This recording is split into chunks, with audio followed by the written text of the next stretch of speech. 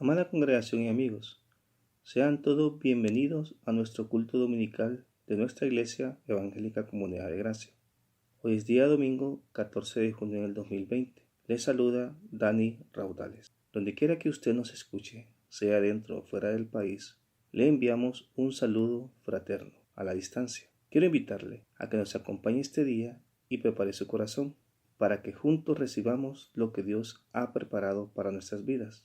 Le invito a que busquemos en nuestras Biblias en el libro del Salmos, capítulo 1, versículo 1 al 3. La Biblia nos dice: Bienaventurado el varón que no anduvo en consejo de malos, ni estuvo en camino de pecadores, ni en silla de escarnecedores se ha sentado, sino que en la ley de Jehová está su delicia, y en su ley medita de día y de noche. Será como árbol plantado junto a corrientes de agua, que da su fruto en su tiempo, y su hoja no cae, y todo lo que hace prosperará. Es el tiempo para que juntos oremos y dediquemos este culto al Señor. Le invito a orar. Amado Dios, venimos ante tu presencia dedicando nuestras vidas a ti, sabiendo que tú has tenido cuidado de cada uno de nosotros. Dedicamos este culto dominical para tu gloria, que seas tú el que dirija nuestros pasos de principio a fin. Te agradecemos por tus bendiciones para nuestras vidas. Gracias te damos por este medio virtual, que es un instrumento para que tu palabra llegue al corazón de los perdidos y que ellos sean alcanzados con tu gracia. Todo te lo pedimos en el nombre de tu Hijo amado Jesucristo. Amén. A continuación, los himnos para el Señor. El himno número 210 se titula En la cruz. La palabra del Señor en el libro de Isaías 53:4 dice así: Llevó Él nuestras enfermedades y sufrió nuestros dolores. Entonemos al Señor.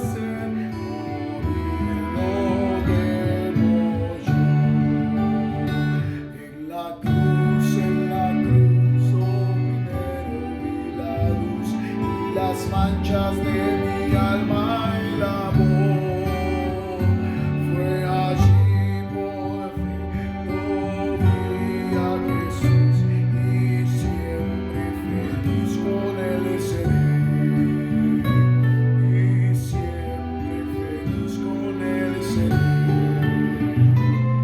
y siempre feliz.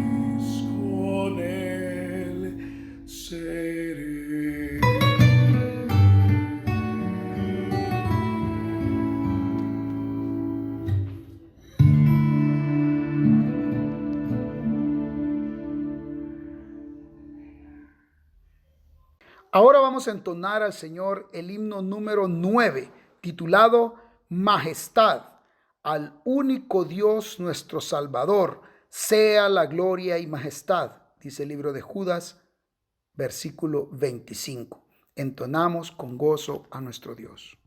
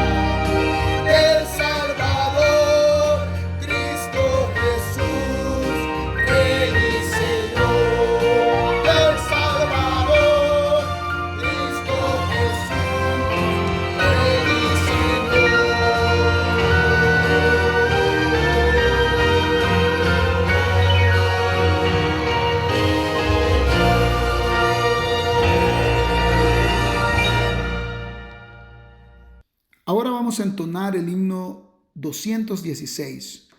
Aleluya, gloria a Cristo. El libro de Apocalipsis 1:5 nos dice: Jesucristo es el testigo fiel, el primogénito de los muertos. A Él demos gloria y honra con esta alabanza.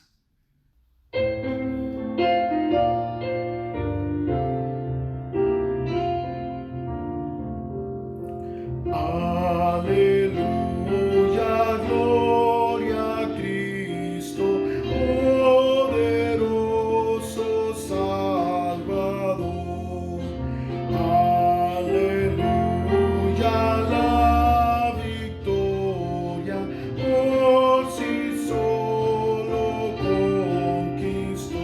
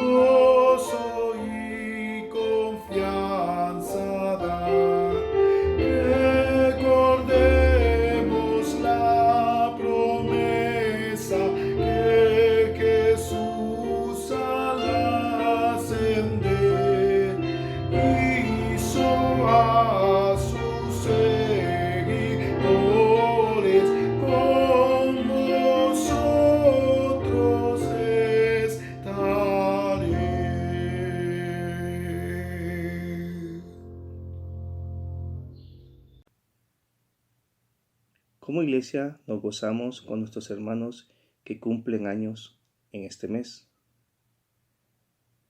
Damos gracias a Dios por sus vidas, porque Dios les ha concedido un año más. La Biblia nos dice en Romanos 12:15, gozaos con los que se gozan. Ahora es el tiempo de los cumpleañeros. Quiero invitarle a orar para dedicar este tiempo hermoso al Señor. Padre amado, te damos gracias por la vida de cada uno de nuestros hermanos, por este año de vida que tú les has concedido. Te pedimos que tu gracia divina les acompañe siempre, y que tú les concedas más años de vida, siempre en tu gracia y en tus caminos. Gracias por tus misericordias para cada uno de nosotros, porque tú has sido clemente para tus hijos. Todo te lo agradecemos en el nombre de tu Hijo amado Jesucristo. Amén. Comenzamos nuestro segmento de información. Por favor, les solicito tomar nota de cada punto que a continuación detallamos.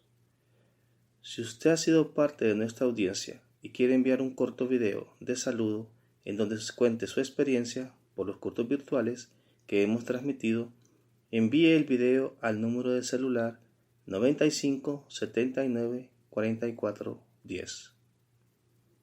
Le invitamos a poder ver todas esas transmisiones nuevamente y a compartirlas con sus hermanos, amigos, familiares, compañeros de trabajo, de estudio, y publíquelos a sus contactos en las redes sociales, y así podamos presentar el Evangelio de Salvación a todos juntos.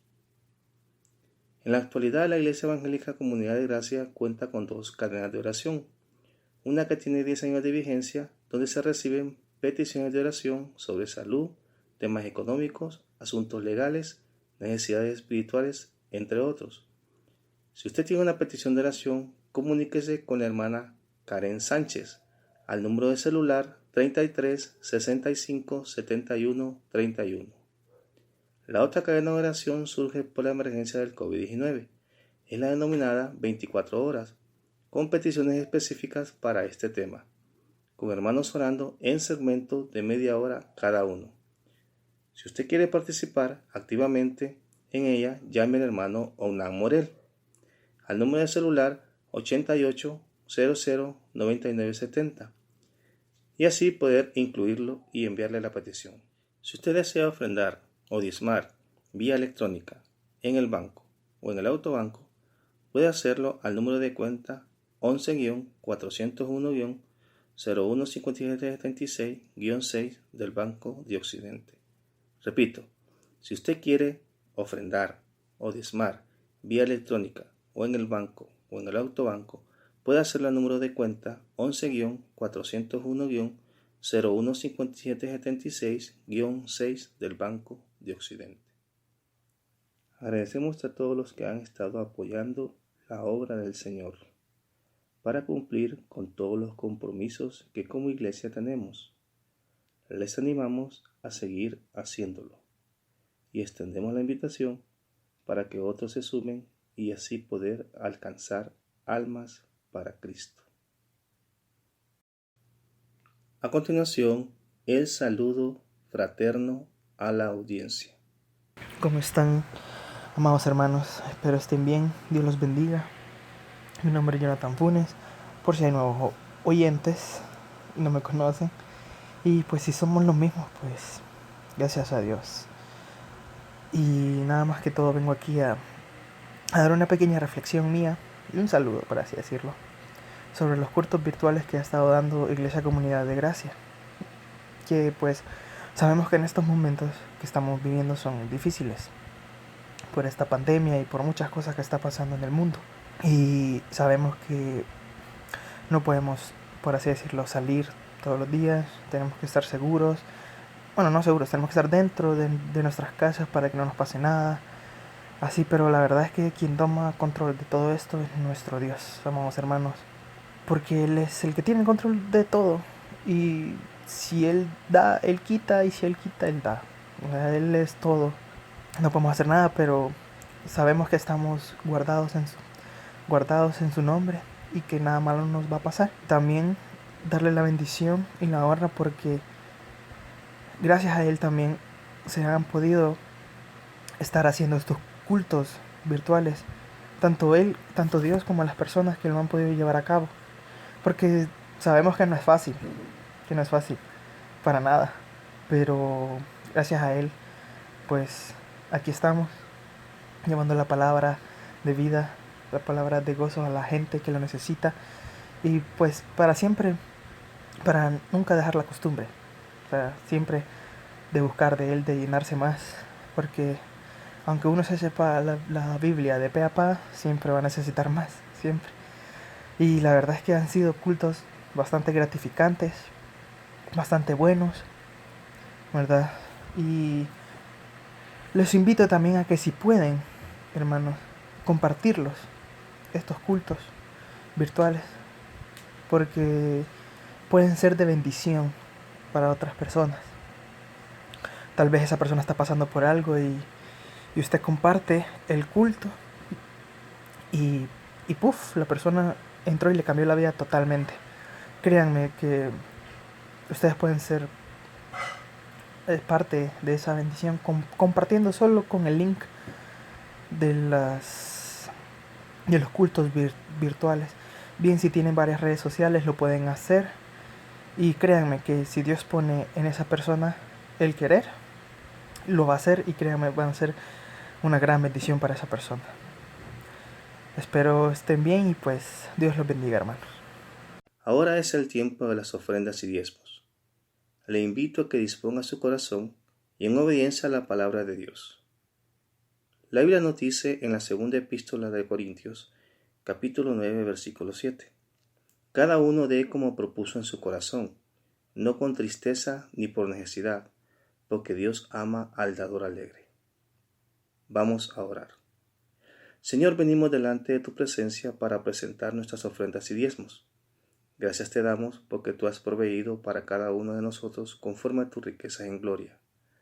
Te pedimos por nuestros hermanos que en este momento no tienen, ayúdanos a ser un canal de bendición para sus vidas. En estos momentos difíciles, guíanos a hacer tu voluntad. Gracias te damos por aquellos hermanos que están depositando sus diezmos y ofrendas para que tu obra siga adelante y que muchos sean alcanzados para tu gloria. Todo esto te lo pedimos en el nombre de tu Hijo amado Jesucristo. Amén. Venid, adoremos delante del Señor nuestro Hacedor. Salmos 95, 6. Himno número 3. Santo, santo, grande, eterno Dios.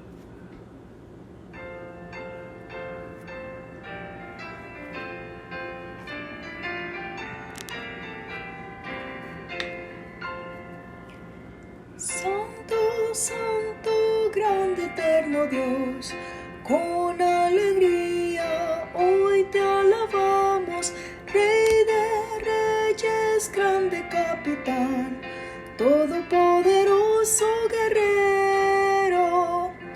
Honor y gloria, luz y dominio, tributaremos todos a ti.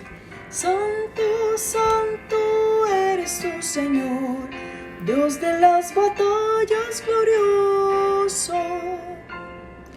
Alabadle cielos, tierra y mar, toda su iglesia, sus mensajeros, alabanzas, cantos de loor, hoy unidos elevaremos. Pues majestuoso y reverendo, fuego y vida eres, Señor. Santo, santo eres tu Señor, Dios de las batallas glorioso. Rey de siglos, solo eterno Dios, veraz y justo, incomprensible, inmortal, autor de todo bien, eres tú el anciano de días, y para siempre entonaremos el canto eterno de redención. Santo, santo eres tú, Señor, Dios de las batallas glorioso. Continuando con nuestro culto, ahora pasamos a la meditación de la palabra de Dios, con el tema El juicio de los gentiles sobrevivientes, de la serie El Sermón del Monte de los Olivos, con nuestro amado pastor Julio Durón. Dios les bendiga. Muy buenos días, queridos hermanos. Qué bueno vernos un domingo más, oírnos un domingo más. Estos cultos virtuales han sido de gran bendición. Hemos tenido muy buenos reportes de los hermanos que los escuchan, incluso fuera del país. Qué bueno. Gracias a Dios por todas esas personas que de alguna u otra manera, de manera providencial, diría yo, el Señor les ha permitido enlazarse con nosotros. Tienen el link y yo les animo, hermanos, de nuestra iglesia, a compartir estos enlaces con otros hermanos de otras congregaciones. Sinceramente, pienso yo que les sería de gran beneficio, de gran ayuda y de gran bendición. Hoy es el Día del Señor, un domingo más, y qué bueno podernos encontrar. Ya llevamos bastante tiempo en cuarentena. Pienso yo que cada quien debe en casa guardar las medidas de bioseguridad, respetarlas, cuidarse, solo salir a la calle a lo más necesario, evitar exponerse, cuidado con caer eso de la superfe, que yo no creo en eso y que eso es mentira, que eso es del diablo. No, hermano, estamos en el mundo, pero no somos del mundo. Y aquí estamos sometidos como cualquier mortal a estas pandemias y por lo tanto debemos de ser disciplinados y hacer un ejercicio, un buen ejercicio de nuestra mayordomía de nuestro cuerpo y no exponernos innecesariamente. Use su mascarilla, lávese bien las manos. Y a pesar de que en otras congregaciones están planeando reabrir y congregarse, nosotros no estamos dispuestos a exponer a nuestros congregantes todavía a reuniones, exponiéndoles a posibilidades de contagio. Tenemos bastantes hermanos mayores, tenemos niños, hay dificultades de transportación. El solo hecho de dirigirse a otro lugar que hace 3 meses o 2 meses usted no frecuentaba, ya lo pone en una ruta de posibles contagios. Yo pienso que tenemos que ser responsables. El dinero no es lo más importante, o sea, no nos reunimos para recolectar dinero. Nos reunimos como iglesia para edificarnos mutuamente y para cumplir nuestro culto de adoración a Dios, que ese es el objetivo de congregarnos físicamente en un lugar. Por lo tanto, les animo, hermanos, a aguantarnos un poco todavía. Esta curva de ascenso de contagios va vertical y no es el momento, no es sabio volvernos a congregar físicamente. Ya llegará un momento en el cual lo podamos hacer. Si usted tiene el anhelo y el deseo de congregarse de nuevo y de poder ver a sus hermanos y hacer todas las cosas que hacíamos juntos, yo pienso que manifieste ese deseo escuchando estos cultos virtuales, no viéndolos de soslayo, con desdén, como que no me interesa. Si ese deseo es real en su corazón de congregarse ya en un lugar físicamente con los hermanos, entonces hágalo, muestre su fe y su deseo escuchando estos cultos virtuales y no perdiéndoselos. Y les animo, sinceramente, les repito, hagan un efecto multiplicador de estos cultos y llévenlo a otras personas, a otros hermanos que necesitan escuchar enseñanzas bíblicas. Y yo quiero agradecerle a todo el equipo que está involucrado en la elaboración de estos cultos. Como les repetí, se los he venido diciendo, esto lleva mucho tiempo. Hay que enviar el material, hay que filtrarlo, hay que rotular, hay que editar, hay que filtrar. Hay un montón de cosas que hacer y por eso a veces deseáramos que los cultos salieran en sus horarios, como hacíamos los cultos físicos antes de esta pandemia, pero a veces hay muchos detalles que ver y a veces las cosas no salen a tiempo. Pero están llegando y eso es lo importante. Y usted debe estar pendiente del enlace que se envía para poderse conectar 15, 20, 30 minutos, 1 hora después, no importa, usted debe estar pendiente y ser disciplinado, porque de esta manera guardamos la unidad, el mismo sentir, y a pesar de que estemos en casa, en el espíritu somos un cuerpo, y eso no tiene barreras, no tiene limitaciones de tiempo, de espacio. somos iglesia donde estemos y a través de esos cultos virtuales podemos seguirlo siendo. Claro que sí podemos seguirlo siendo. Escuchando la palabra de Dios, los cantos hermosos, los himnos hermosos y todas las cosas que ahí hacemos.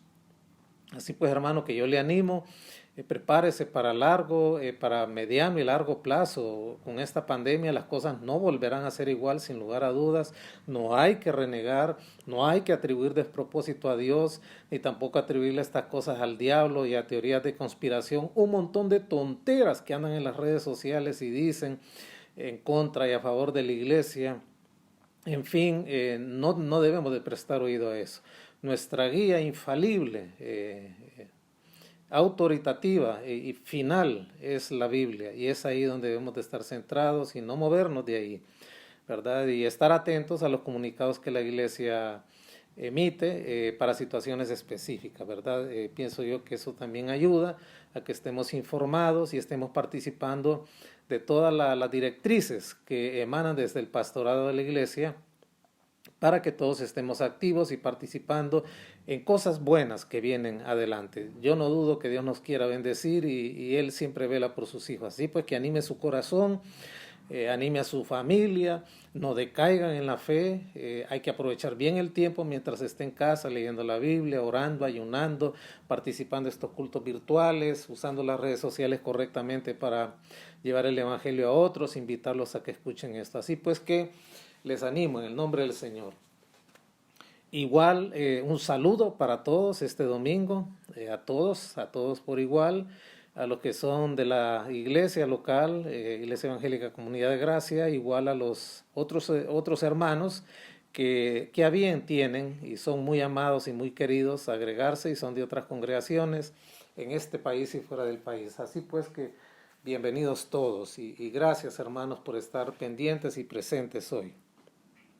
Vamos a dedicar este tiempo al Señor en oración, invocando su iluminación y su ayuda, su auxilio para este momento. Señor, te damos gracias por haber llegado un domingo más a nuestros feligreses, a nuestros queridos amigos y hermanos de otras congregaciones que tienen a bien participar de estos cultos, escuchándolos, ilustrándose y edificándose con ellos. Pedimos la dirección de tu Santo Espíritu para este tiempo y permite que sea un tiempo provechoso donde podamos aprender aún más del Evangelio de Mateo, el capítulo 25 en su última porción. Ayúdanos, guíanos, que tu Santo Espíritu nos pueda conducir y pueda ser fiel a la edificación de nuestras almas. En el nombre de Jesús te damos las gracias, Señor. Amén y amén. Muy bien, hermanos amados, hemos estado viendo el juicio de los gentiles sobrevivientes, que es la tercera y última enseñanza, el capítulo 25 de Mateo. Recuerde que las dos primeras enseñanzas de ese capítulo son dos parábolas.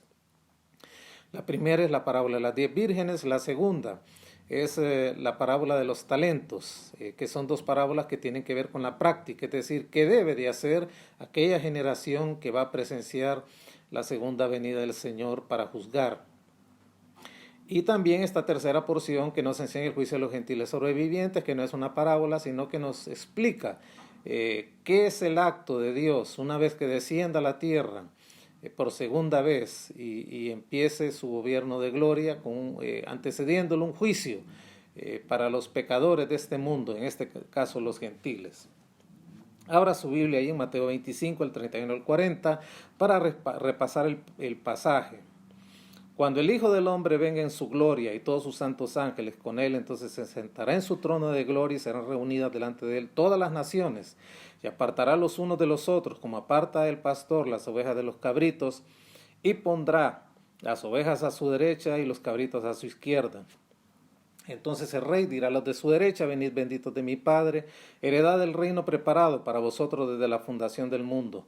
Porque tuve hambre y me disteis de comer, tuve sed y me disteis de beber, fui forastero y me recogisteis, estuve desnudo y me cubristeis, enfermo y me visitasteis, en la cárcel y vinisteis a mí. Y luego pues continúan el verso 37, entonces los justos le responderán diciendo: Señor, ¿cuándo te vimos hambriento y te sustentamos, o sediento y te dimos de beber? ¿Y cuándo te vimos forastero y te recogimos, o desnudo y te cubrimos? ¿Y cuándo te vimos enfermo o en la cárcel y vinimos a ti? Y respondiendo el rey les dirá, de cierto os digo, en cuanto lo hicisteis a uno de estos, mis hermanos más pequeños, a mí lo hicisteis.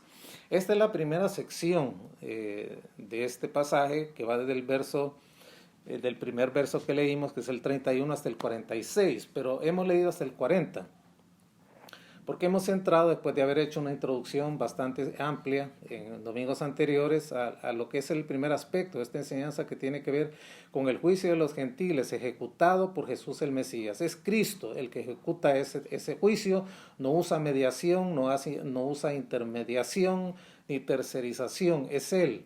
En cuanto el Señor descienda y ejecute este juicio, Él se siente en su trono de gloria, Él está entronado ya como Rey de Reyes y Señor de Señores, y ejecutar este juicio reuniendo a las naciones.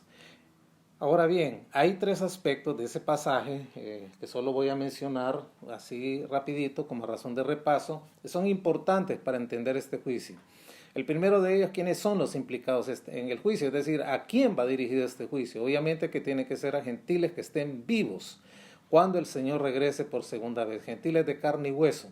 Y tiene que ver este juicio para determinar quiénes van a entrar en el reino terrenal del Señor, que sigue a continuación de 1000 años, y quiénes quedarán fuera de ese reino. En segundo lugar, vimos el tiempo. ¿Cuándo ocurre este juicio? Pues obviamente que el juicio ocurre inmediatamente después de que el Señor regrese por segunda vez. Y Él es el que tiene el derecho de ejecutar ese juicio como el Mesías de Dios. Y hemos visto que en los primeros capítulos del libro de Apocalipsis, cuando llora el apóstol Juan, viendo que no había alguien digno de desatar los sellos, esos sellos ese libro es entregado y traspasado a la diestra del Padre a las manos del Cordero, que es el Señor Jesucristo, porque Él es el que es digno de abrir los sellos y de ejecutar los juicios que están contenidos en ese sello. Y eso es algo maravilloso. Y en tercer lugar, el tercer aspecto importante que se deriva de este pasaje es el lugar donde ocurre el juicio. Y si son gentiles vivos de carne y hueso, los que van a ser juzgados, obviamente, pues que el juicio tiene que ser en la tierra.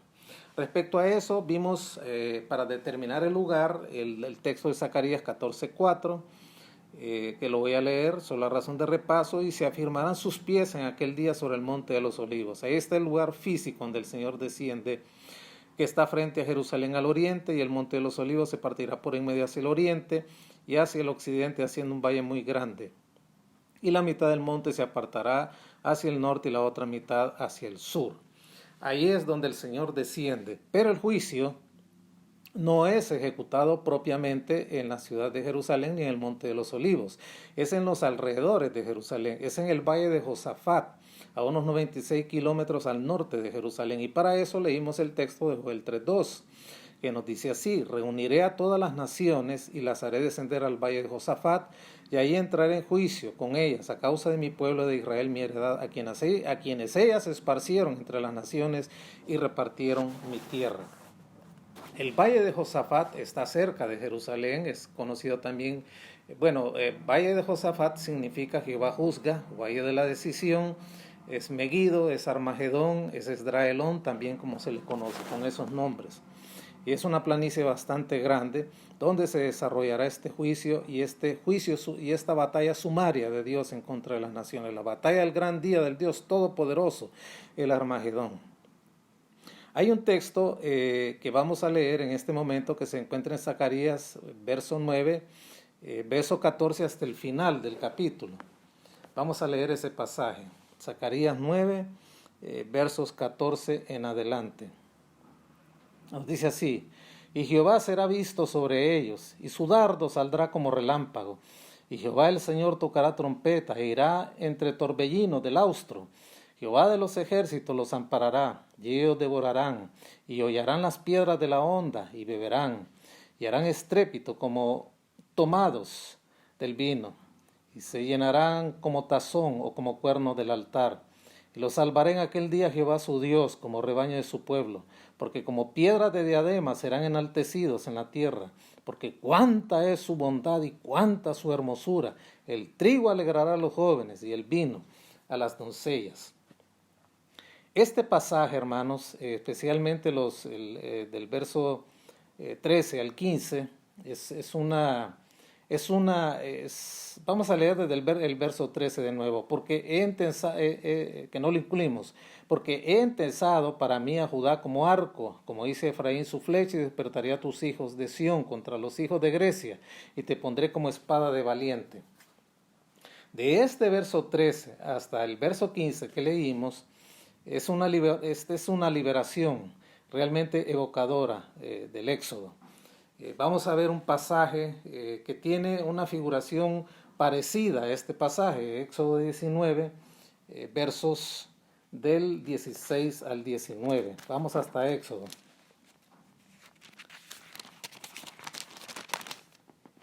Éxodo, vamos a buscar en nuestras Biblias, Éxodo capítulo 19, versos 16 al 19. Nos dice así este pasaje. Éxodo capítulo, vamos a corregir aquí, 19, versos 16 al 19. Nos dice así el pasaje.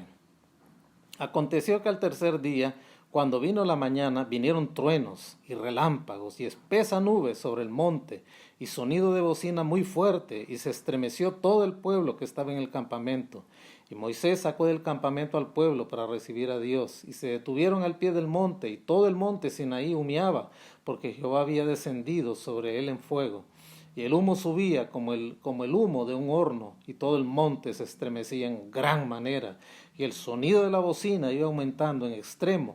Moisés hablaba, y Dios le respondía con voz tronante.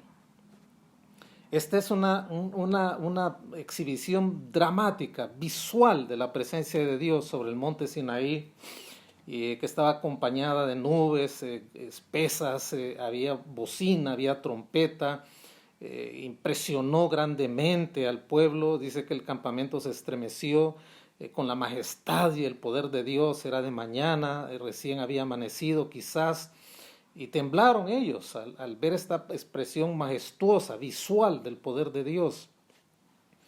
Y aquí estaba sucediendo algo inédito, algo que nunca habían visto.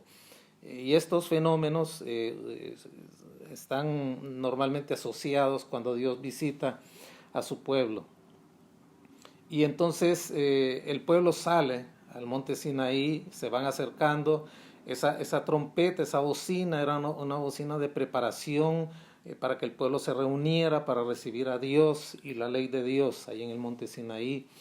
Y a medida que ellos se acercaban a un límite, al pie del monte, Dios descendió en fuego. El humo del monte subía como el humo de un horno espeso, una columna ancha, amplia, y de esa manera pues Dios estaba manifestando. Y a medida que la presencia de Dios descendía a ese lugar, el monte se estremecía, temblaba el monte, la bocina iba en aumento, y Moisés comenzó a hablar, a dialogar con Dios, y Dios le respondía con una voz tronante. Este es un pasaje hermoso que lo podemos referir a este texto de Zacarías 9, del 13 en adelante, que voy a leer de nuevo. Porque ha entesado para mí a Judá como arco, dice el Señor, e hice a Efraín su flecha, y despertaré a sus hijos, oh Sión, contra los hijos de Grecia, y te pondré como espada de valiente, y Jehová será visto sobre ellos, y su dardo saldrá como relámpago, y Jehová el Señor tocará trompeta e irá en torbellinos del austro.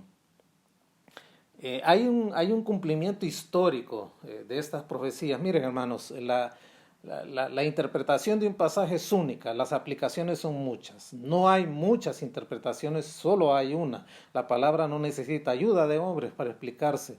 Los contextos ayudan, el ambiente ayuda en que fue escrita la palabra de Dios, y la misma Biblia se interpreta a sí misma con el auxilio del Espíritu Santo. Y este pasaje tuvo un cumplimiento inicial. Ahí se menciona Grecia en el verso 13. Y este hecho ocurrió cuando los macabeos, en el período intertestamentario de 400 años entre el Antiguo y el Nuevo Testamento, la tierra gloriosa, como le llama Daniel, cayó bajo el dominio de los griegos.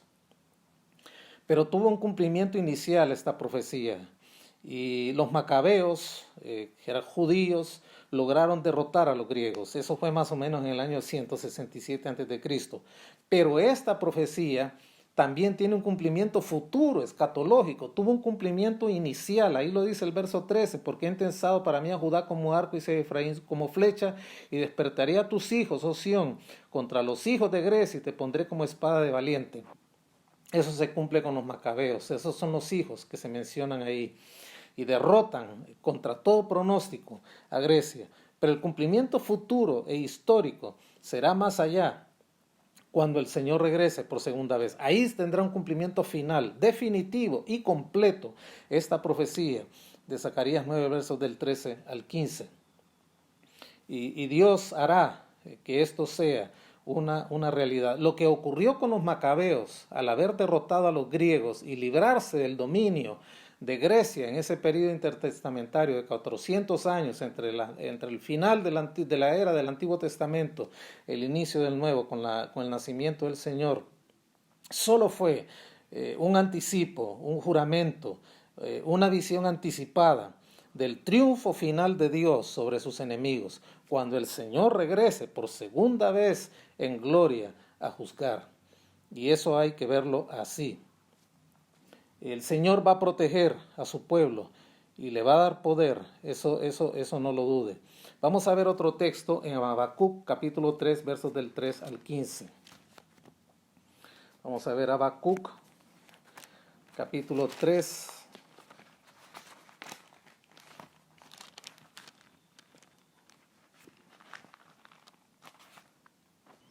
Vamos a ver el texto, ahí está. Habacuc capítulo 3, versos de 3 al 15. Dios vendrá de Temán y el santo es del monte de Parán. Su gloria cubrió los cielos y la tierra se llenó de su alabanza.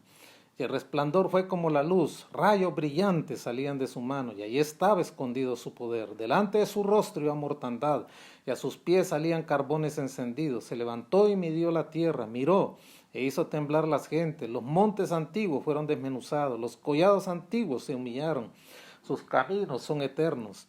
He visto las tiendas de Cusán en aflicción, las tiendas de la tierra de Madián temblaron. Te airaste, oh Jehová, contra los ríos te airaste. Fue tu ira contra el mar, cuando montaste en tus caballos y en tus carros de victoria, se descubrió enteramente tu arco. Los juramentos a las tribus fueron palabras seguras. Hendiste la tierra con ríos, te vieron y tuvieron temor los montes. Pasó la inundación de las aguas y el abismo dio su voz y a lo alto alzó sus manos. El sol y la luna se pararon en su lugar y a la luz de tus saetas anduvieron. Al resplandor de tu fulgente lanza, con ira hollaste la tierra, con furor trillaste las naciones. Saliste para socorrer a tu pueblo, para socorrer a tu ungido. Traspasaste la cabeza de la casa del impío, descubriendo el cimiento hasta la roca. Horadaste con sus propios dardos las cabezas de sus guerreros, que como tempestad acometieron para dispersarme, cuyo regocijo era como para devorar al pobre encubiertamente. Caminaste en el mar con tus caballos sobre la mole de las grandes aguas. Maravilloso pasaje. Dios siempre usa de manera figuras alusivas cuando va a intervenir a favor de Israel. En el pasado lo hizo.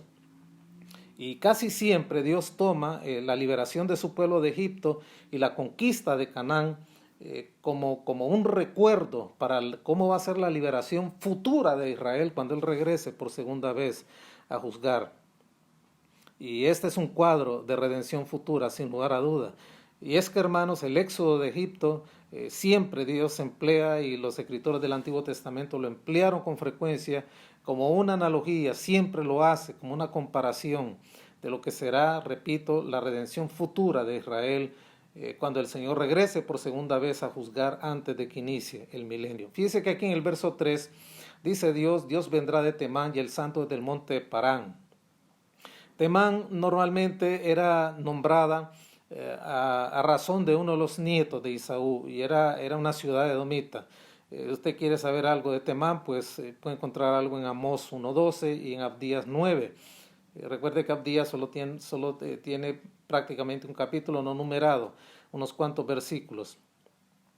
Y el monte de Parán que menciona aquí estaba ubicado en la península del Sinaí, por la ruta por donde salió Israel de Egipto. Y estos dos lugares, tanto Temán como Parán, nos ilustran el teatro o el lugar, el episodio, cuando Dios hizo despliegue de su poder para traer a Israel a través de la tierra de Canaán, que estuvo salpicado de intervenciones divinas. El verso 4 nos dice: y el resplandor fue como la luz, rayos brillantes salían de su mano y ahí estaba escondido su poder. Esa es la gloria, Chequiná, de Dios, que protegió a Israel en nube de fuego en las noches y también como nube para guiarlos en el día a través de toda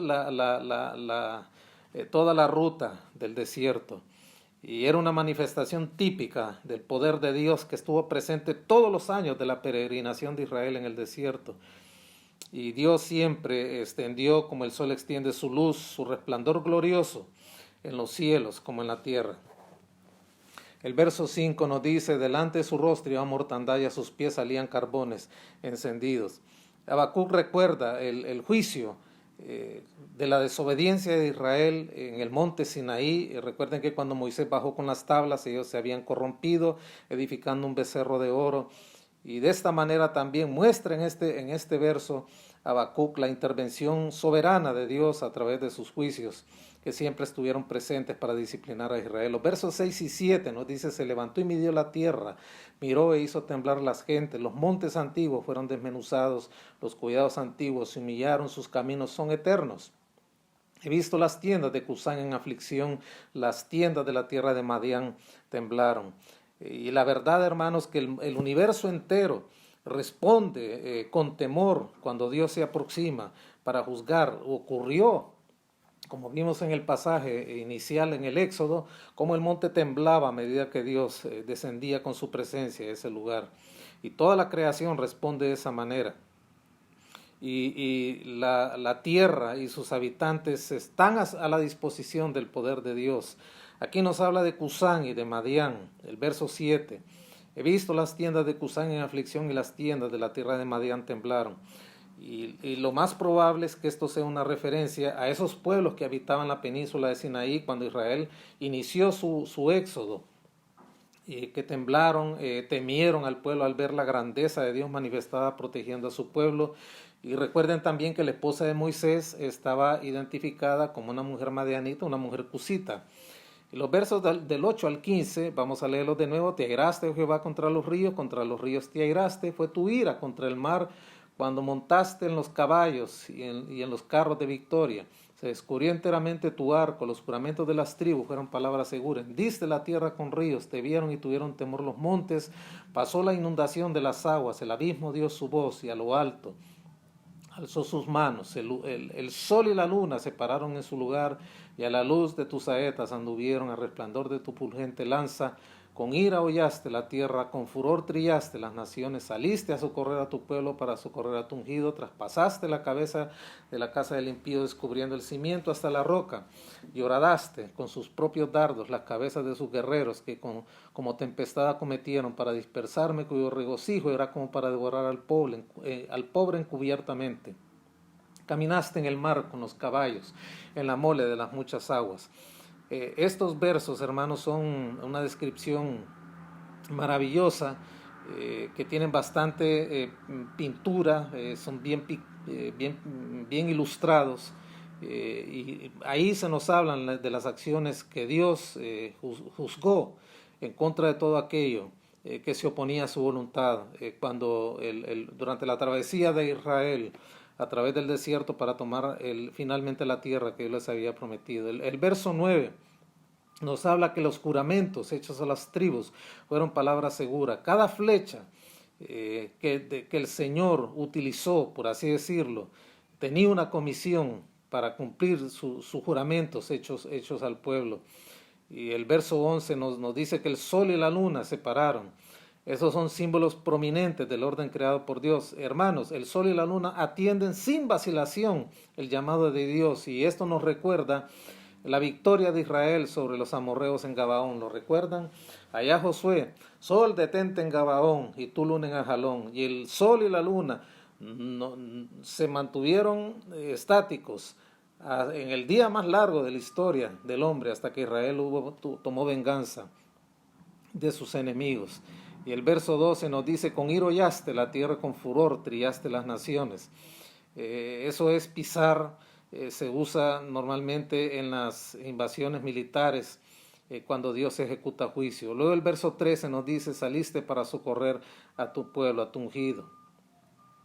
Obviamente que aquí tiene que ver una referencia, lo más probable, a Moisés y al pueblo de Israel, que era ungido de Dios, que alcanzaron la victoria sobre el faraón y los ejércitos de Egipto sin lugar a dudas. Y nos habla aquí de una manera anticipada de la liberación futura y definitiva, cuando Israel sea librado por el Mesías y venga por segunda vez a juzgar. Nos dice también que Dios traspasó la cabeza de la casa del impío en ese verso 13.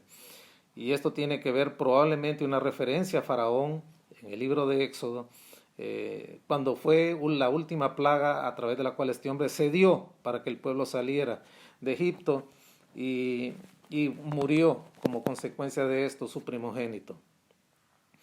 Y eso fue así. Y luego dice el verso 14 que acometieron para dispersarlo. Probablemente esto hable de la persecución, la cual Faraón hizo finalmente cuando vio que la mano de obra barata se le iba de Egipto, mientras ellos cruzaban el Mar Rojo, y acometieron de esa manera para tratar de aniquilar a Israel y hacerlo volver. Y finalmente el verso 15 nos habla cómo Dios caminó. Mire qué tremendo: caminaste en el mar con tus caballos sobre la mole de las grandes aguas. Sin lugar a duda, nos habla de aquella intervención milagrosa, poderosa de Dios contra toda ley física a favor de Israel. Se apartaron las moles de las aguas, y nos muestra cómo Dios tiene un control soberano sobre todas las fuerzas del universo y provee seguridad a su pueblo. Lo hizo sobre Moisés, aquel profeta angustiado que miraba aquella cosa tremenda, el ejército de Faraón aproximándose en la retaguardia y las grandes moles de las aguas frente a ellos. De manera que Dios actuó y salvó de una manera poderosa y milagrosa a su pueblo. Mire usted cómo este texto de Habacuc 3, del verso 3 al 15, nos habla de una manera anticipada de cómo Dios va a librar a su pueblo en el futuro cuando regrese por segunda vez. También podemos examinar el texto de Isaías 11, versos del 11 al 16. Si me acompaña ahí, Isaías capítulo 11, versos del 11 al 16. Asimismo acontecerá en aquel tiempo que Jehová alzará otra vez su mano para recobrar al remanente de su pueblo que aún queda en Asiria, Egipto y Patros, Etiopía, Elam, Sinar y Amat, y en las costas del mar. Y levantará pendón a las naciones, y juntará a los desterrados de Israel, y reunirá a los esparcidos de Judá, de los cuatro confines de la tierra, y se disipará la envidia de Efraín, y los enemigos de Judá serán destruidos. Efraín no tendrá envidia de Judá, ni Judá afligirá a Efraín, sino que volarán sobre los hombros de los filisteos al occidente. Saquearán también a los de oriente. Edom y Moab les servirán, y los hijos de Amón les obedecerán. Y secará Jehová la lengua del mar de Egipto, y levantará su mano con el poder de su espíritu sobre el río, y lo herirá en sus 7 brazos, y hará que pasen por él con sandalias, y habrá camino para el remanente de su pueblo, el que quedó de Asiria, de la manera que lo hubo para Israel el día que subió de la tierra de Egipto. Mire que otra vez Isaías utiliza otra descripción de lo que Dios hizo por Israel cuando lo saca de Egipto para que entre a tomar la tierra prometida, y cómo lo libra de las naciones que intentaban destruirlos. Es igual como en el texto que leímos de Habacuc, que ilustra de una manera hermosa la manera como Dios actuó para sacar a Israel de una manera victoriosa de Egipto e introducirlo a la tierra. Tanto ese texto de Habacuc como este nos hablan de una manera figurativa de la liberación final de Israel cuando el Señor regrese por segunda vez a juzgar. Y el verso 11 de este pasaje nos dice: asimismo acontecerá en aquel tiempo que Jehová alzará otra vez su mano para recobrar el remanente de su pueblo que quede aún en Asiria, Egipto, Patros, Etiopía, Elam, Sinar y Amat, y en las costas del mar. Recuerde que el primer regreso, por así decirlo, de Israel a la tierra que Dios prometió a Abraham fue cuando sale de la cautividad de Egipto. Pero este éxodo, esta segunda dispersión es la más grande que Israel ha sufrido, porque Israel hoy está disperso por todo el mundo. Pero Dios promete que los va a recoger de todas las tierras y los va a regresar a su tierra. Y el verso 12 nos dice, nos habla de la amplitud de la dispersión, y levantará pendón a las naciones y juntará a los desterrados de Israel y reunirá a los esparcidos de Judá de los 4 confines de la tierra. Ahí nos dice claramente que la dispersión actual de Israel es mundial, pero ese remanente fiel que volverá a la tierra, que haya sido dispersado de todo el mundo, Dios mismo se encargará de hacerla. Y el verso 13 nos habla de la enemistad que ha habido entre las 10 tribus que emigraron al norte y las 2 que quedaron al sur después de la ruptura por el hijo frágil de Salomón, que era Roboam. Y se disipará la envidia de Efraín y los enemigos de Judá serán destruidos. Efraín no tendrá envidia de Judá, ni Judá afligirá a Efraín. Esas 2 grandes divisiones en que Israel quedó después del cisma, con Jeroboam pues se fueron 10 tribus al norte, que son nombradas como Efraín, y cuya capital fue Samaria, y luego Judá y Benjamín, que se mantuvieron fieles a Dios y quedaron con Jerusalén al sur. Luego el verso 14 nos dice, sino que volarán sobre los hombros de los filisteos al occidente, sacarán también a los del oriente, Edom y Moab les servirán, y los hijos de Amón les obedecerán. En aquel día Israel quedará libre de toda opresión. Eso es lo que nos dice aquí. Esto hay que verlo a futuro, hermano. Por supuesto que tuvo un cumplimiento, porque es una ilustración del éxodo victorioso de Israel para ocupar la tierra. Pero aquí nos está hablando que Israel un día quedará literalmente limpios de toda opresión extranjera. Y el verso 15 nos dice, y secará Jehová la lengua del mar de Egipto, y levantará su mano con su poder de su espíritu en el río. Así Dios secó el mar rojo para la liberación de Israel de la persecución de los egipcios y poder proseguir su marcha a la tierra que Dios les había destinado. Pero aquí en este verso 15, si usted nota, nos dice que Dios va a secar la lengua del mar de Egipto, y lo hizo, y levantará su mano con el poder de su espíritu sobre el río. Este río que está nombrando aquí, sin lugar a dudas, que es el río de Éufrates, según la profecía, y va a herir ese río en sus 7 brazos, para que pasen por él con sandalias. Dios hará secar el río Éufrates como parte de la liberación final de su pueblo. Sin lugar a dudas que esto tiene que ver con la 6ª copa de la ira de Dios en la gran tribulación, que Dios de una manera sobrenatural seca las aguas del Éufrates para que los reyes del oriente puedan pasar con sus ejércitos a invadir la tierra prometida. Pero también tiene un segundo objetivo, para que todos los cautivos de esa zona, probablemente el norte de Europa y de Asia, puedan migrar por ahí y pasar sin ningún peligro hacia la tierra, repatriados y reunidos de nuevo en la tierra que Dios les ha dado. Y luego nos dice el verso 16, y habrá camino para el remanente de su pueblo, el que quedó de Asiria, de la manera que lo hubo para Israel el día que subió a la tierra de Egipto.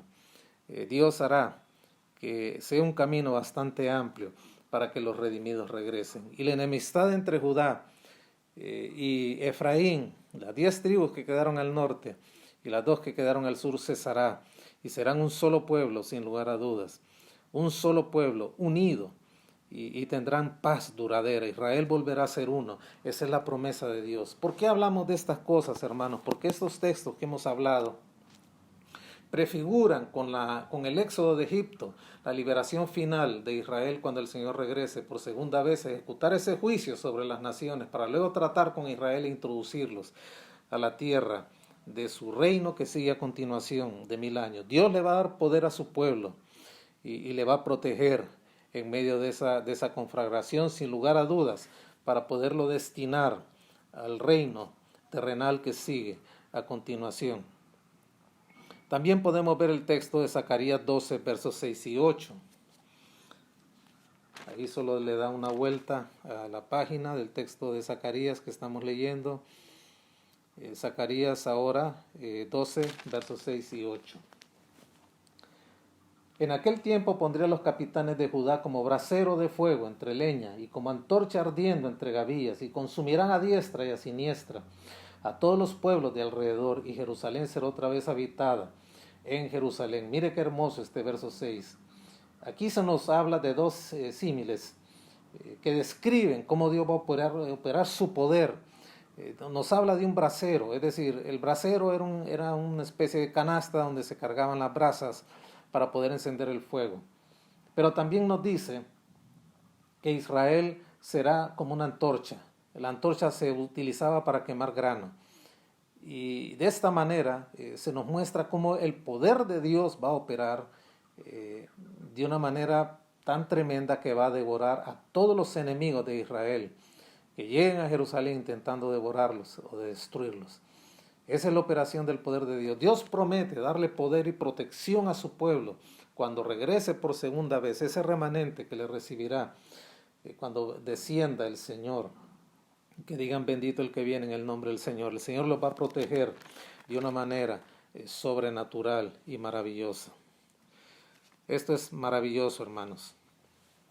Luego podemos ver el verso 15 de este Zacarías 9, que lo estamos leyendo desde el verso 13 hasta el final del capítulo. Nos dice que Jehová de los ejércitos los amparará, y ellos devorarán, hollarán las piedras de la honda, y beberán y harán estrépito, como tomado del vino. ¿Qué significa esto? Que van a hollar las piedras de la honda. Bueno, esto nos dice, hermanos, que Dios va a capacitar a los judíos para que sometan, para que venzan con facilidad, con destreza a sus enemigos, tal como lo hizo David con Goliat. Vamos a ver un verso en Jueces 20:16. Si usted me acompaña a Jueces 20:16.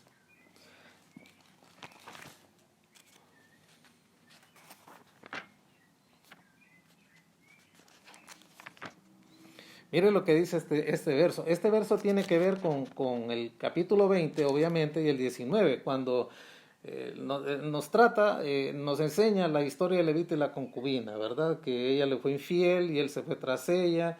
Desde los extremos de Efraín, él la fue a buscar, ella era de Belén, y allá, y pasaron, finalmente logró conquistarla de regreso, y ya venían de regreso, se quedaron en una aldea de la tribu de Benjamín, y ella fue usada, abusada, y se dio un conflicto de manera tal que casi desaparece una de las tribus. Y aquí se nos hace una descripción, hermanos, de cómo eran de diestros estos hombres con la honda. Para ilustrar un poco esto, mire el capítulo 20, verso 16. Nos dice, de toda aquella gente, es decir, de Benjamín, que se iban a defender del ataque con que venían ya decididas las otras tribus para vengar este acto bochornoso que ellos habían cometido. Mire qué preparación la que tenían. De aquellos hombres, estamos en el verso, permítame, el verso 16, sí. Dice, de aquella gente habían 700 hombres escogidos que eran zurdos, todos los cuales tiraban una piedra con la honda a un cabello y no erraban. Mira, hermano, usando la ley de la probabilidad, ¿qué posibilidad hay de cierta distancia lanzar una honda con un cabello que prácticamente no se ve y pegarle? Esa es una destreza maravillosa, esa es una capacidad que pocos pueden tener, pero aquí habían 700 hombres escogidos que tenían esa habilidad, es decir, que agarraban la honda con la piedra, lanzaban la piedra una sola vez, la piedra la lanzaban al cabello y no fallaban, a pesar de que no les era visible, pero entre los dedos que sostenían aquel pelo a donde ellos lanzaban la piedra, pegaban al cabello y lo derribaban. Eso nos lleva indiscutiblemente al texto de Primera de Samuel, con lo que ocurrió, con la misma facilidad con que David derribó a Goliat, el paladín de los filisteos. De la misma manera Dios va a capacitar a su pueblo para que con destreza y con gran facilidad puedan vencer a los ejércitos extranjeros que intenten tomar Jerusalén. Mire usted 1 Samuel 17, desde el verso 39. Y ciñó David su espada sobre sus vestidos y probó a andar, porque nunca había hecho la prueba. Es decir, al ver la decisión que él mostró, pues Samuel decidió prestarle su armadura, todo su equipo y vestirlo para que, según él, tuviera una ejecución eficiente frente al enemigo de Israel, que era Goliat, y de esa manera, pues, con recursos humanos, que David cumpliera su deseo de defender a Israel. Desde el verso 38, leamos más bien, 1 Samuel 17. Y Saúl vistió a David con sus ropas y puso sobre su cabeza un casco de bronce y lo armó de coraza, y ciñó David su espada sobre sus vestidos y probó a andar, porque nunca había hecho la prueba. Y dijo David a Saúl: yo no puedo andar con esto, porque nunca lo practiqué. Y David echó de sí aquellas cosas. Y tomó su cayado en su mano, escogió 5 piedras lisas del arroyo y las puso en el saco pastoril en el zurrón que traía. Y tomó su honda en su mano y se fue hacia el filisteo. Y el filisteo venía andando y acercándose a David, y su escudero delante de él. Y cuando el filisteo miró y vio a David, le tuvo en poco, porque era muchacho y rubio y de hermoso parecer. Y dijo el filisteo a David: soy yo perro para que vengas a mí con palos. Y maldijo a David por sus dioses. Dijo luego el filisteo a David: ven a mí, y daré tu carne a las aves del cielo, a las bestias del campo.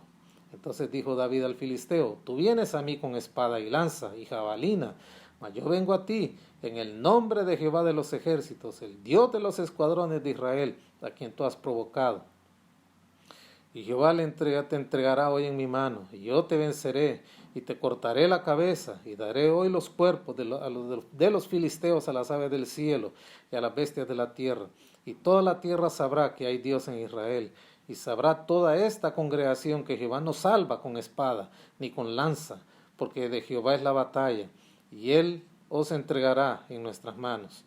Y aconteció que cuando el filisteo se levantó, echó a andar para ir al encuentro de David. David se dio prisa y corrió a la línea de batalla contra el filisteo. Metiendo David su mano en la bolsa, tomó de ahí una piedra y la tiró con la honda, e hirió al filisteo en la frente, y la piedra quedó clavada en la frente y cayó sobre su rostro en tierra. Así venció David al filisteo con honda y piedra, e hirió al filisteo, lo mató sin tener David espada en su mano. Entonces corrió David y se puso sobre el filisteo, y tomando la espada de él y sacándola de su vaina, acabó de matarlo, y le cortó con ella la cabeza. Y cuando los filisteos vieron a su paladín muerto, huyeron. Y levantándose luego los de Israel y los de Judá gritaron y siguieron a los filisteos hasta llegar al valle, hasta las puertas de Cron, y cayeron heridos de los filisteos por el camino de Saraim hasta Gat y Ecrón. Maravilloso. De la misma manera que Dios dotó a David para poder vencer solo con una honda y una piedra, es decir, con las armas mínimas defensivas que un pastor utilizaba para ahuyentar y defender a los rebaños, de la misma manera Dios vencerá. Dios dará capacidad a su pueblo para que puedan enfrentar a sus enemigos, y a pesar de estar en disminución en número, ellos vencerán con destreza y facilidad a sus enemigos. Eso es lo que nos dice este verso 15 de Zacarías 9 que vuelvo a leer. Jehová de los ejércitos los amparará, y ellos devorarán, hollarán las piedras de la honda, beberán y harán estrépito como tomadas del vino, y se llenarán como tazón y como cuernos del altar. Maravillosa palabra esta. Así como nos manifiesta esta traducción Reina Valera, que hollarán las piedras de la honda, puede ser una referencia a que ellos van a pisar con facilidad todas las armas ofensivas que sus enemigos les lancen en el intento de la toma de Jerusalén. Y eso puede ser una referencia a la inutilidad de la batalla del Armagedón, cuando todos los ejércitos del mundo, convocados por Dios para ese juicio de los gentiles sobrevivientes, y esos ejércitos del mundo que aborrecen a Dios, se reúnan allí en el valle de Josafat para ser destruidos por el Mesías. Y esto es una realidad tremenda que Israel va a experimentar con la protección de Dios. Y la sangre derramada de todos los enemigos de Dios en esa batalla sumaria, en esa ejecución que Dios hará de todos los impíos de la tierra, será tan visible y tan vista tal como lo dice el libro de Apocalipsis 14:20. Si se unen conmigo a la lectura, Apocalipsis 14:20. Ahí nos da una descripción de cómo quedará marcado el campo de batalla con la sangre de los enemigos de Israel. Apocalipsis 14:20. Mire qué tremendo esto. Y fue pisado el lagar fuera de la ciudad, y el lagar salió sangre hasta los frenos de los caballos por 1700 estadios. Un pasaje que hemos hecho referencia en los últimos 2 domingos. Va a ser un derramamiento de sangre tan monumental, millones de soldados en todas sus jerarquías, gobernadores de la tierra, presidentes de naciones, jerarcas militares, esclavos libres, como dice ahí el capítulo 19 de Apocalipsis, serán literalmente ejecutados, y habrá tanta sangre derramada que habrán piletas, encharcamientos de sangre hasta 1 metro, salpicando los frenos de los caballos. Y esto recuerda, hermanos, lo que pasaba con los sacrificios animales allá en el sistema levítico, antiguo testamentario. La sangre, los animalitos eran degollados y los sacerdotes salpicaban los cuernos del altar. El altar tenía unas protuberancias en sus 4 extremos, que eran unos cuernos, y ahí salpicaba la sangre, y esa sangre salpicaba, y al pie de los cuernos del altar habían tazones, y ahí se recogía la sangre. Esa es una figura de lo que nos habla ya Apocalipsis 14:20. Así como se recogía la sangre de los sacrificios animales cuando se sacrificaban estos animalitos en ese sistema antiguo testamentario, en el sistema arónico, de igual manera será visible la sangre. Ahí los que llevaban los animalitos y presenciaban el sacrificio de expiación y por las otras faltas, los sacrificios, podían ver ellos como la sangre iba goteando y llenaba los tazones y eran cambiados. De igual manera, todo Israel podrá ver el actuar de Dios en aquella gran batalla, en el sitio donde se ejecutará el juicio de los gentiles sobrevivientes, con aquellos grandes encharcamientos de sangre que serán producto del juicio de Dios sobre ese lugar. Hemos prácticamente llegado al final, no llegué hasta donde quería llegar, pero el próximo domingo, Dios mediante, vamos a continuar con este estudio. Nos hemos quedado en este texto de Zacarías 9, Zacarías capítulo 9, desde el verso 13 hasta el verso 16. Yo le ruego que lo lea. Estamos hablando, hermanos, del lugar donde se va a ejecutar el juicio de los gentiles sobrevivientes. Y hemos visto pasajes donde se utiliza la figura del Éxodo, de la liberación del Éxodo, como una figura de la liberación futura de Israel, para que pueda entrar a disfrutar del reino, ese remanente, el reino que sigue a continuación y que es precedido por este juicio de los gentiles sobrevivientes. Por eso lo hemos hablado de esta manera. Y este pasaje, hemos dicho, hermanos, a razón de repaso, Zacarías 9 del 13 hasta el 16, que es una evocación, su descripción es una evocación del Éxodo. Y ahí pues vimos el texto de Éxodo 19, del 16 al 19, cuando el pueblo fue sacado en preparación para recibir la ley de Dios ahí en el monte Sinaí. Leímos el texto de Habacuc del 3 al 15, que nos habla también de una descripción de las maravillas de Dios en su actuación para sacar a Israel de Egipto y introducirlo en la tierra. Y hemos visto cómo Dios también va a proteger a su pueblo y le va a dar poder. Y hemos meditado en el texto de Isaías 11, del 11 al 16, y Zacarías 12, del 6 al 8, que tienen ese cumplimiento histórico. El verso 8 de Zacarías, y con este quiero terminar, Isaías capítulo 12, verso 8.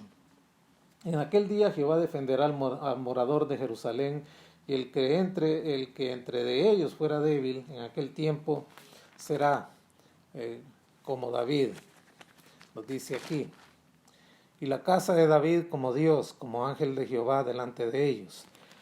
Y Dios va a actuar de una manera tal, hermanos, que aún el más débil, el más debilitado de Israel en ese momento, será como el soldado más insigne de Israel, que es David, y la casa de Judá, hablando de todo el Israel que esté congregado allí, va a ser como Dios, hablándonos del Mesías que siempre protege y defiende a su pueblo.